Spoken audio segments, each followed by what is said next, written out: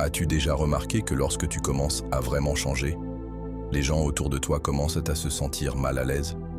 Ils ne le disent pas ouvertement, bien sûr. Ils le camouflent avec des blagues, des conseils déguisés en inquiétude, ou ce silence gênant quand tu parles de quelque chose de plus profond. Mais au fond, ce qui se passe est simple. Ton évolution mentale menace leur zone de confort, et personne n'aime être forcé à affronter sa propre complaisance. Peut-être vis-tu exactement cela en ce moment. Tu as commencé à penser différemment, à agir différemment, peut-être même à remettre en question des choses que tu acceptais autrefois sans y réfléchir. Et soudain, tu te sens seul, incompris, jugé. Ce que personne ne t'a dit, et que la nature a mieux compris que quiconque, c'est que c'est le prix à payer pour construire un esprit fort. Pas n'importe quelle force, mais une force si intense, si réelle, qu'elle met les autres mal à l'aise. Elle leur fait peur. Elle expose, sans un mot, la faiblesse de ceux qui vivent encore en pilote automatique. Mais pourquoi cela arrive-t-il? Parce qu'un esprit véritablement puissant est une menace pour la médiocrité collective. Et la nature était claire à ce sujet. Lorsque tu décides de penser par toi-même, de créer tes propres valeurs et d'abandonner l'illusion confortable des vérités toutes faites, tu deviens dangereux. Dangereux pour le système, dangereux pour les autres, et surtout, dangereux pour ton ancien toi. Cette vidéo est un appel, un défi. Elle n'est pas faite pour ceux qui sont à l'aise, ni pour ceux qui veulent des réponses faciles. Elle est faite pour toi, qui es fatigué d'être l'otage de tes propres insécurités, qui te sent au bord d'une rupture intérieure et qui est prêt à construire quelque chose que personne ne peut détruire. Un esprit que personne ne peut manipuler, un esprit qui terrifie parce qu'il ne plie pas. Alors, si tu te sens prêt pour ce chemin, un chemin solitaire, difficile, mais absolument transformateur, reste. Car ce que la nature a à t'enseigner va te confronter, mais cela peut aussi te libérer. Et après cela, tu ne penseras plus jamais de la même manière. Nietzsche n'était pas seulement un philosophe, il était un chirurgien de l'âme humaine, quelqu'un qui a eu le courage de regarder dans l'abîme de l'existence, et non seulement de l'affronter, mais de s'y plonger. C'est précisément dans cet abîme, dans ce chaos intérieur que beaucoup évitent, qu'il a trouvé la source de la véritable force. Car pour Nietzsche, ce n'est pas dans la paix, la stabilité ou l'ordre qu'un être humain se transforme. C'est dans la douleur, dans la chute, dans le chaos. Il a écrit « Il faut porter un chaos en soi pour accoucher d'une étoile dansante ». Ce n'est pas une métaphore poétique, c'est un diagnostic psychologique. Cela signifie que si tu veux construire un esprit inébranlable, tu dois abandonner l'idée puérile que cela se fera par le confort, la motivation bon marché ou les affirmations positives. Non, la véritable force naît lorsque tu fais face à la souffrance sans fuir, lorsque tu cesses de demander que la vie soit plus facile et commences à souhaiter être plus fort. Pense au moment où tu as le plus grandi. Était-ce quand tout allait bien ou quand tu étais brisé, perdu, sans direction, devant te reconstruire de tes propres mains? Nietzsche croyait que la souffrance n'était pas une erreur de l'existence, mais plutôt sa principale force motrice. Il ne romantiquait pas la douleur, il l'affrontait comme un outil. Et si tu peux changer ta relation avec la douleur, avec l'échec, avec la solitude, tu commences à façonner quelque chose de rare, un esprit indomptable. C'est précisément là que le monde commence à être perturbé par toi, car tandis que la plupart fuient le chaos, tu apprendras à marcher en son sein. Tandis que d'autres implorent la normalité, tu créeras la grandeur. Mais cette transformation exige une rupture brutale avec tout ce qu'on t'a appris sur la force. Être fort, ce n'est pas sourire tout le temps, ce n'est pas avoir un faux contrôle émotionnel. Être fort, c'est endurer l'insupportable et en sortir encore plus dangereux. Mais Nietzsche savait que le chaos seul ne suffit pas. Tu peux être détruit par lui si tu n'as pas un centre intérieur, une ancre. C'est pourquoi, dans la prochaine partie, nous parlerons du moment le plus décisif de la philosophie nietzschéenne, quand il tue Dieu et place sur toi tout le poids de la responsabilité existentielle. Car lorsqu'il n'y a plus de ciel vers lequel lever les yeux, c'est en toi que l'univers doit naître.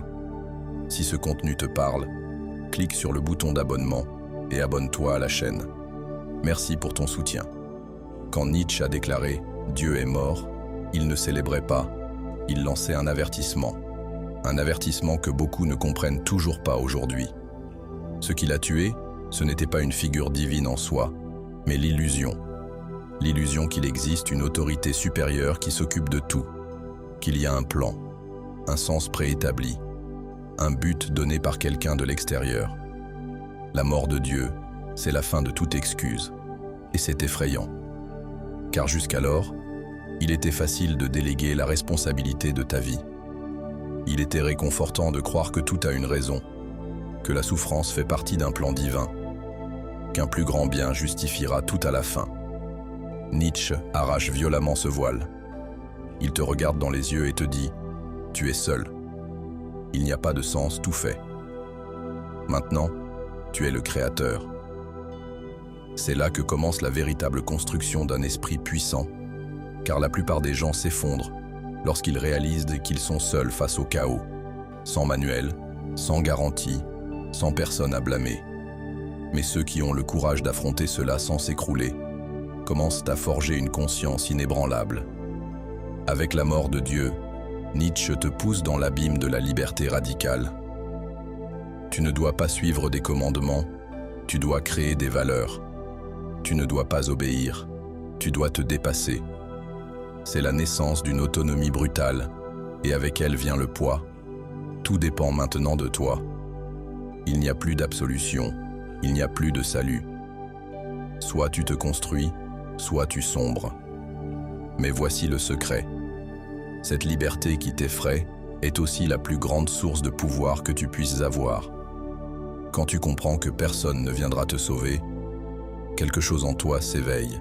Un feu qui t'oblige à te lever même en saignant, qui te force à penser par toi-même, à ressentir par toi-même, à agir non pas parce que quelqu'un a dit que c'était juste, mais parce que tu l'as décidé. C'est dans cette rupture avec les béquilles existentielles que Nietzsche prépare le terrain pour quelque chose d'encore plus grandiose.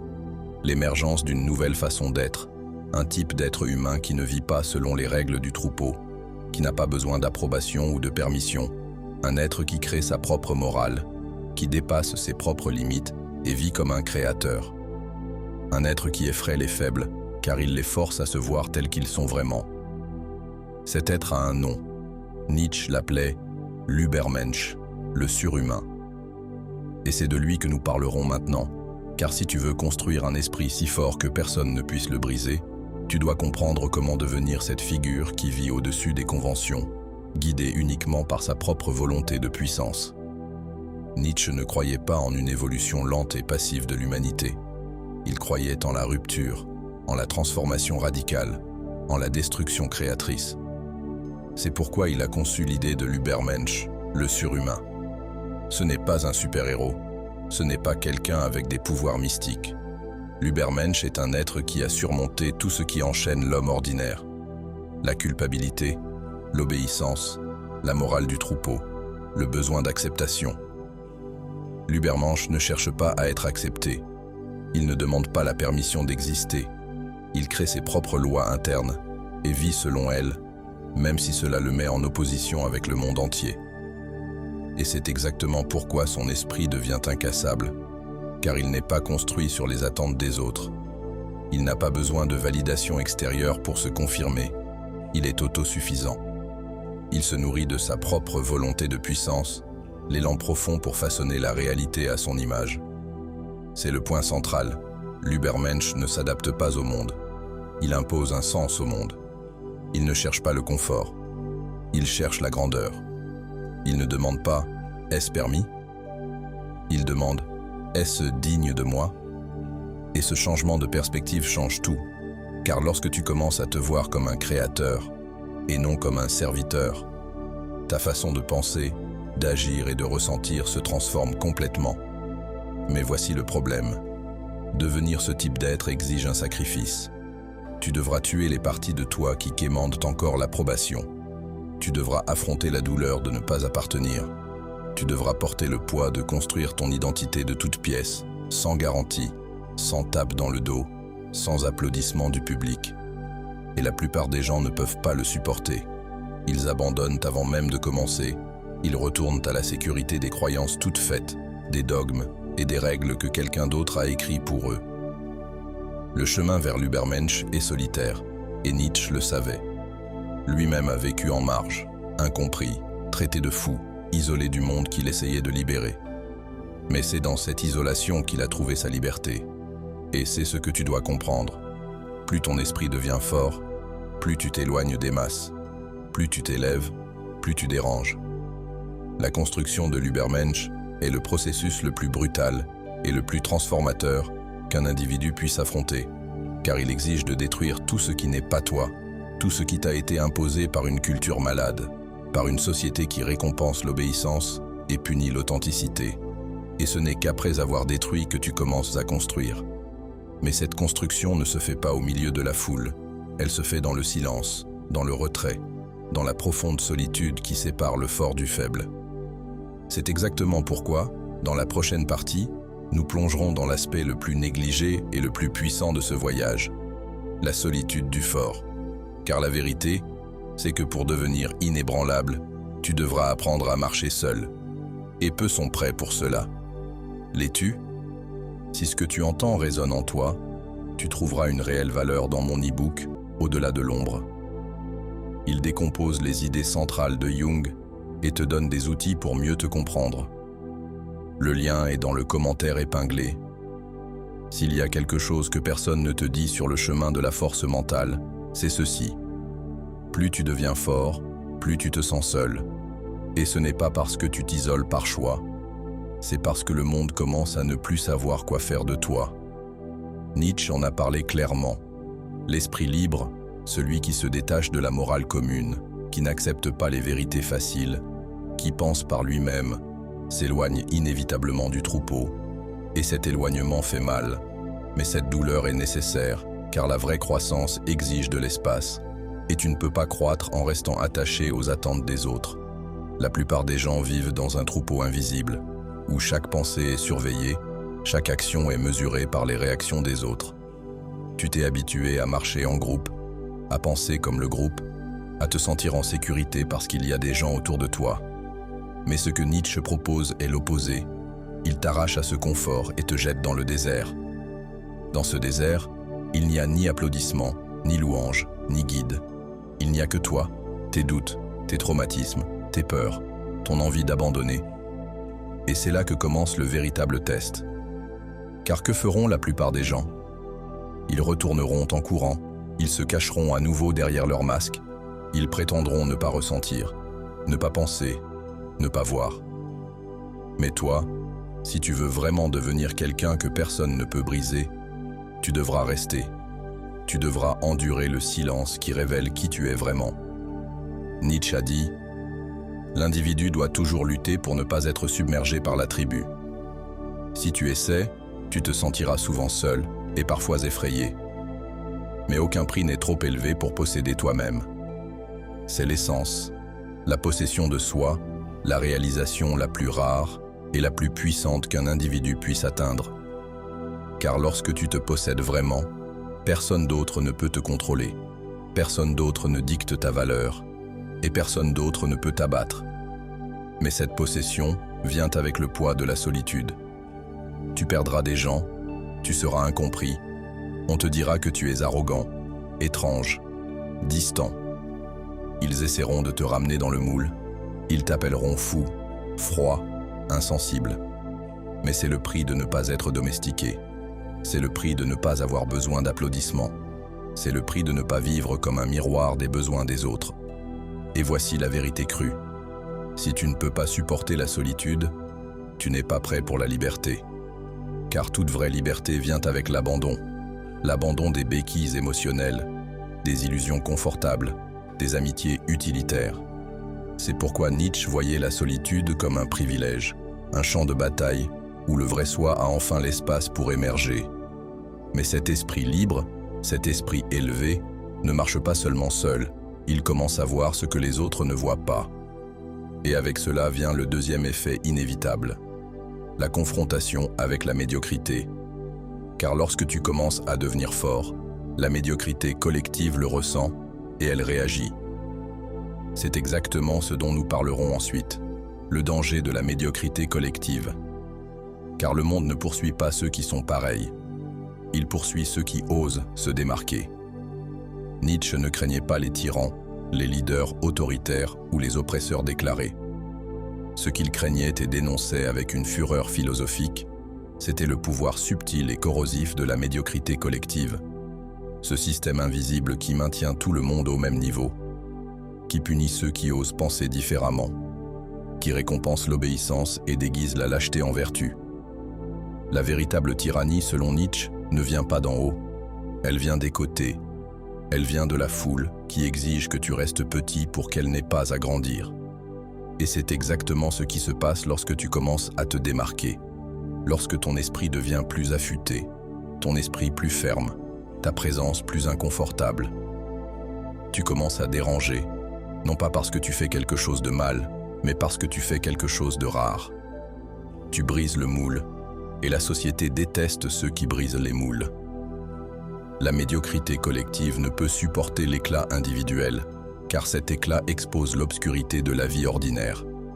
Nietzsche appelait cela la morale des esclaves, une morale construite par ceux qui, incapables d'atteindre la grandeur, ont décidé d'inverser les valeurs.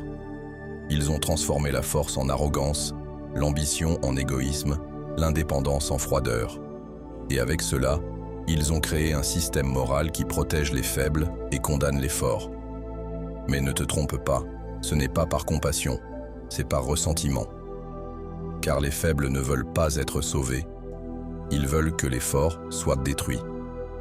C'est pourquoi, lorsque tu commences à te libérer, ils commencent à t'attaquer, parfois directement, parfois subtilement, avec des regards, du silence, de l'ironie. Mais le message est clair. Retourne dans le groupe, tu nous fais sentir petits, et tu le fais sans le vouloir, simplement en étant qui tu es. Nietzsche comprenait que la plupart des gens vivent dans un état de conformité paralysante, une existence façonnée par la peur, la culpabilité et l'obéissance. Et quiconque remet en question cet état est vu comme une menace. Mais ne te laisse pas tromper. La médiocrité n'attaque pas avec la force, elle attaque avec le nombre, avec le consensus, avec le poids, de la répétition. Elle essaiera de te faire douter de toi-même. Elle te fera penser que tu as tort de ne pas t'intégrer. Elle utilisera toutes les ressources sociales, de la honte à l'exclusion, pour te faire baisser la tête. Et c'est à ce moment que beaucoup abandonnent, car ils ne peuvent supporter d'être l'étrange, le difficile, l'arrogant. Mais Nietzsche te donnerait un autre nom, nécessaire. Car tandis que le monde tourne autour d'idées recyclées, de désirs fabriqués et de vérités confortables, c'est l'individu fort qui apporte l'inconfort nécessaire pour que quelque chose de nouveau naisse.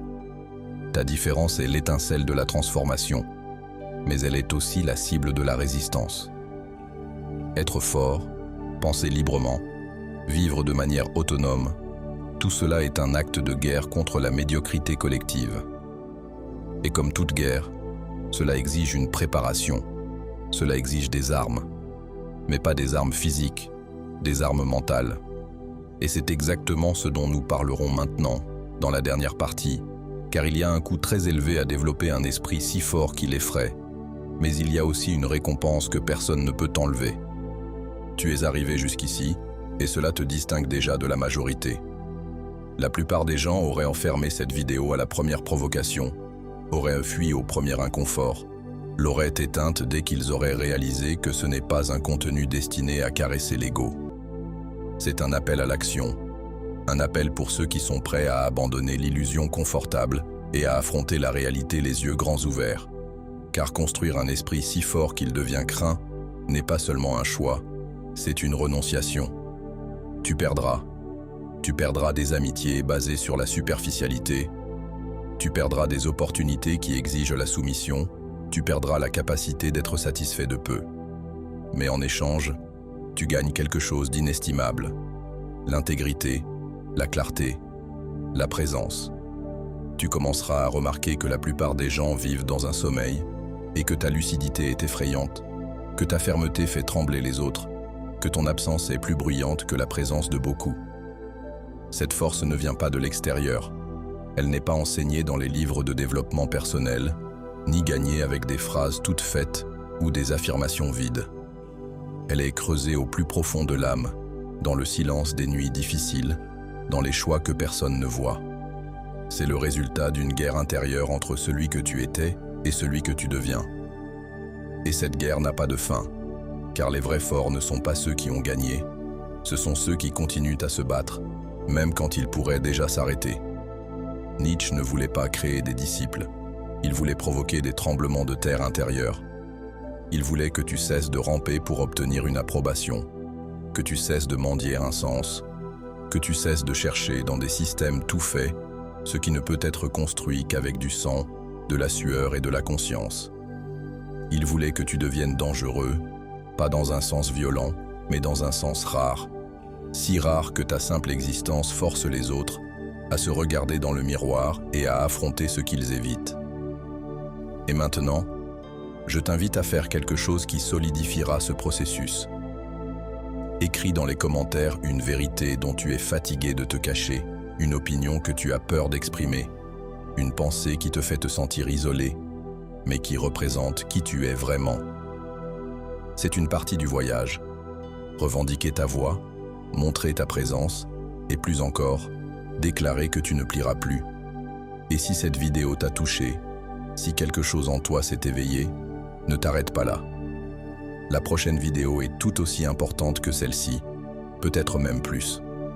Elle continue ce voyage, et si tu es arrivé jusqu'ici, tu sais que tu ne regardes pas juste par curiosité.